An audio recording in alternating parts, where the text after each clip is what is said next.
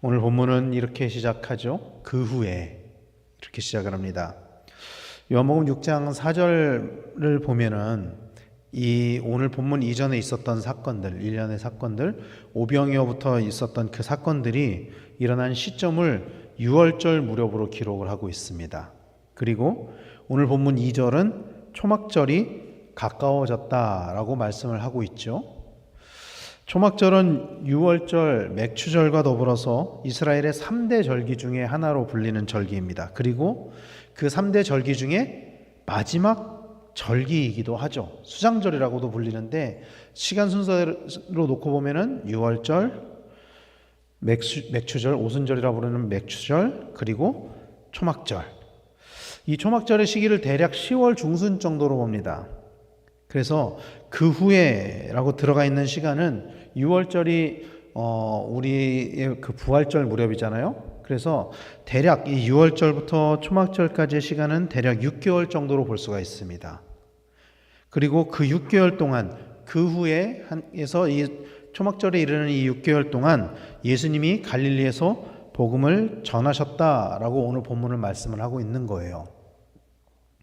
또 예수님께서 갈릴리에서 복음을 전하신 그 이유에 관해서 오늘 본문 1절은 이렇게 말씀하고 있죠. 그 후에 예수께서 갈릴리에서 다니시고 유대에서 다니려 아니하심은 유대인들이 죽이려 함이러라. 그 이유를 이렇게 말씀하고 있는 거예요. 유대인들이 죽이려 함이러라.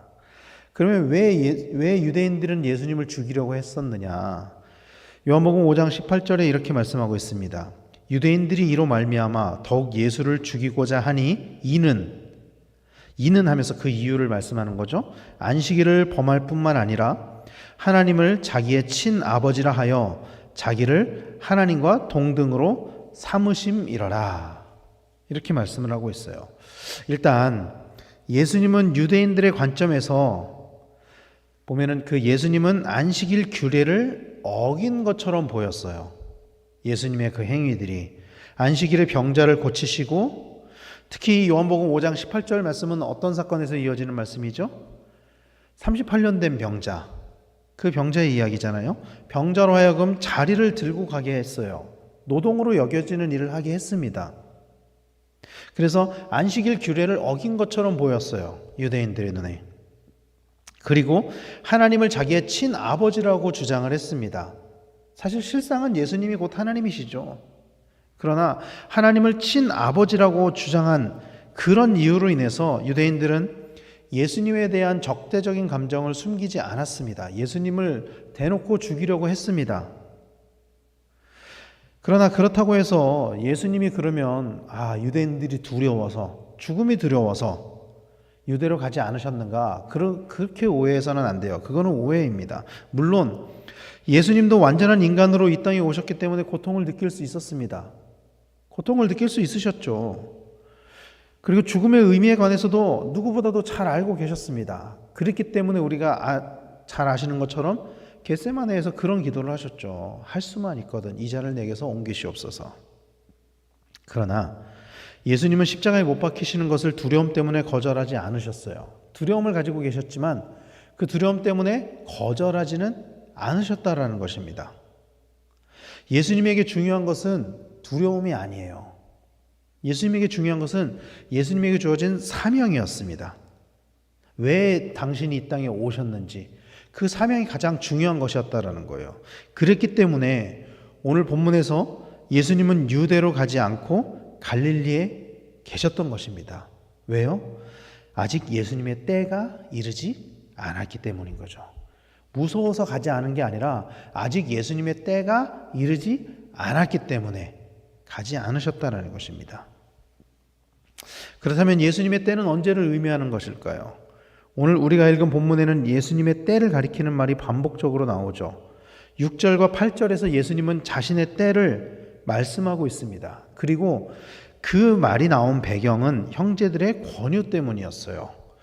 요한복음 7장 3절 4절 말씀을 우리말 성경으로 이렇게 번역을 해요. 예수의 동생들이 예수께 말했습니다. 이곳을 떠나 유대로 가십시오. 그래서 형님이 하는 일을 형님의 제자들도 보게 하십시오. 세상에 알려지기를 바라면서 숨어서 행동하는 사람은 없습니다. 형님이 이런 일을 할 바에는 자신을 세상에 드러내십시오. 예수님의 동생들은 예수님이 행하신 그 이적을, 갈릴리에서 행하셨던 그 이적을 유대에서도 행함으로 예수님이 세상에 알려지기를 바랬던 것 같아요. 그들이, 예수님의 동생들이 예수님이 세상에 알려지기를 바랬던 것은 예수님의 구세주였기 때문에, 예수님의 메시아였기 때문이 아니에요. 그들이 이렇게 권유한 것은 예수님을 믿기 때문이 아니었다라는 것입니다. 오늘 본문은 그들이 오히려 예수님을 믿지 않았다라고 말씀하고 있어요. 5절 말씀해 보면은 이는 그 형제들까지도 예수를 믿지 아니함이러라. 이는이라고 하면서 예수님을 믿지 않기 때문에 그렇게 권유를 했다라고 말씀을 하고 있는 거예요. 예수님을 믿지 않기 때문에. 예수님의 동생들은요, 여러분, 예수님이 행하신 이적을 봤습니다. 베드로의 고백도 들었습니다. 그럼에도 예수님을 믿는 믿음이 없었던 거예요, 그들은. 그래서 예수님은 진정한 자신의 가족을 이렇게 말씀하셨죠. 마가복음 3장 35절에 보면은 누구든지 하나님의 뜻대로 행하는 자가 내 형제요, 자매요, 어머니이니라. 진정한 예수님의 가족은 말씀을 따르고 순종하는 사람입니다. 믿으시길 바랍니다. 예수님은 이런 자들을 자신의 가족이라고 말씀하셨어요. 예수님의 동생들은 혈연적으로는 예수님의 가족이었습니다. 분명하죠. 그러나 영적으로는 아직 예수님의 가족이 되지 못했던 거예요. 그래서 예수님은 그들의 제안을 거절하셨습니다. 그러면서 하신 말씀이 내 때가 아직 이르지 않았다라는 말씀인 거죠. 요한복음 2장에는 가나의 혼인잔치가 나옵니다. 예수님이 가장 처음으로 행하셨던 표적인 가나의 혼인잔치가 나오죠. 예수님은 여기에서도 자신의 때를 말씀하셨어요. 요한복음 2장 4절에 예수께서 이르시되 여자여 나와 무슨 상관이 있나이까 내 때가 아직 이르지 아니하였나이다. 내 때는 언제입니까? 결론적으로 예수님께서 말씀하신 내 때는 유월절 순환의 때를 의미하는 것입니다. 예수님은 이 때를 위해서 이 땅에 오셨습니다. 그래서 예수님이 오늘 본문에서 유다로 가지 않은 것은 죽음이 두려워서가 아니라 아직 그 죽음의 때가 이르지 않았기 때문인 거죠. 그러나 반대로 예수님께서는 동생들에게는 이렇게 말씀하셨어요. 오늘 보면 6절 말씀에 보면은 예수께서 이르시되 내 때는 아직 이르지 아니하였거니와 너희 때는 늘 준비되어 있느니라. 너희 때는 늘 준비되어 있느니라. 여기서 말씀하는 동생들의 때는 그러면 언제를 의미하는 것일까요? 예수님의 때는 예수님이 십자가에 못 박히시는 때를 의미하는 거예요. 그러면 동생들의 때는 언제를 의미하는 것일까요? 레온 모리스라는 신학자가 있습니다. 복음주의 신학자인데 이 레온 모리스는 이 때를 이렇게 해석을 해요. 유대인들 앞에서 그들 스스로 예수께 대한 신앙을 고백하는 때, 이렇게 주장합니다. 유대인들 앞에서 스스로 자신들의 신앙을 고백하는 때.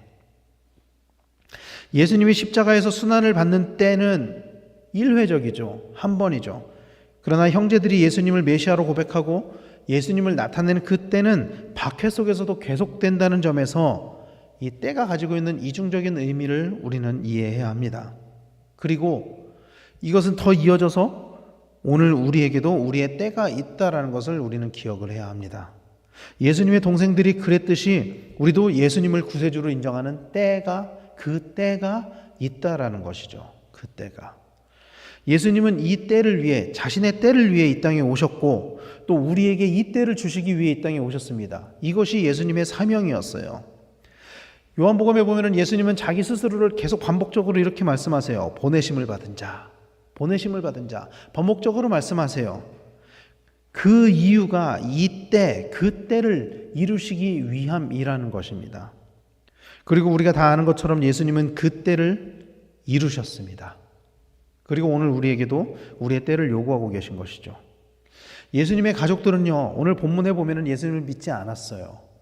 예수님이 십자가에 못 박히실 때까지도 예수님을 믿지 않았습니다.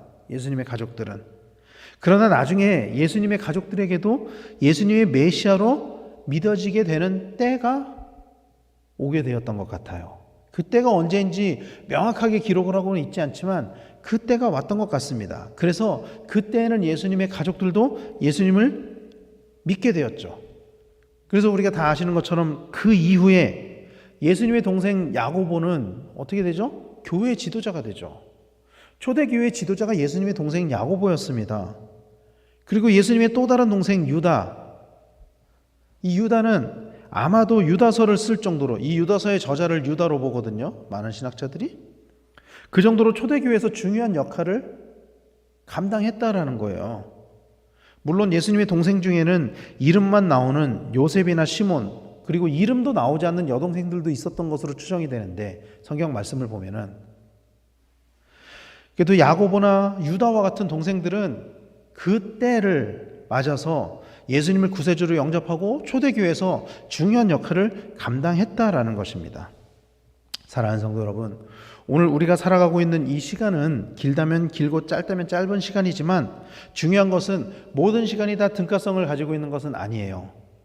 우리가 살고 있는 이 몇십 년의 시간이 한결같이 다 똑같은 의미를 가지고 있는 것이 아니라는 거예요. 어떤 시간은 너무나도 큰 의미를 가지고 있는 반면에 어떤 시간은 때로는 무의미하게 흘러가기도 하죠. 그 시간이. 중요한 것은 우리에게 예수님이 구세주로 믿어지는 이 믿음의 고백, 이 고백이 주어지는 그 때가 얼마나 있느냐는 거예요. 오늘 본문에 보면은 예수님께서는 자신의 때는 한 번인데 반해서 우리의 때는 계속적으로 주어졌다라고 말씀을 하고 있거든요. 그 때는 우리의 삶 가운데 꾸준히 지속되어야 하고 반복적으로 경험해야 하는 때라는 것을 믿으시길 바랍니다. 그래서 우리의 삶 전부에서 예수님을 구세주로 인정하고 예수님을 믿는 그 믿음의 고백이 넘치는 우리 모두가 되기를 간절히 축원합니다. 예수님이 우리를 위해 그 때를 이루신 것처럼 우리 또한 우리에게 주어진 그 믿음의 때를 잃지 않아서 날마다 믿음으로 승리하는 성도님들이 되시기를 간절히 축원합니다. 예수님은요, 자신의 때를 따라 사셨습니다. 자신의 때를 위해 사셨어요. 그 때를 바라보고 사셨어요. 사람의 요구가 아니라 아버지의 뜻을 따라서 움직이셨습니다. 아버지께서 정해주신 그 때를 바라보면서 사셨습니다. 그리고 그 때를 십자가에서 완성하셨습니다. 사랑하는 성도 여러분, 이제 우리에게도 믿음으로 응답해야 할 때가 있습니다. 예수님의 형제들도 처음에는 믿지 못했지만 결국엔 예수님을 주로 고백하고 그리고 마지막까지 예수님을 믿음으로 고백했죠. 오늘 우리도 삶의 모든 자리에서 예수님을 구주로 인정하는 그런 믿음의 고백 가운데 살아가시는 성도님들이 되시기를 간절히 축원합니다. 우리의 때에, 우리에게 주어진 그 때에 우리의 모든 날들 가운데 살아계신 주님을 인정하며 그때에 예수님께서 그러셨던 것처럼, 예수님께서 사명을 온전히 이루셨던 것처럼 우리도 우리에게 주어진 그 사명을 온전히 이루어가는 그런 삶을 살아가는 우리 모두가 되시기를 예수님의 이름으로 간절히 축원합니다. 기도하겠습니다.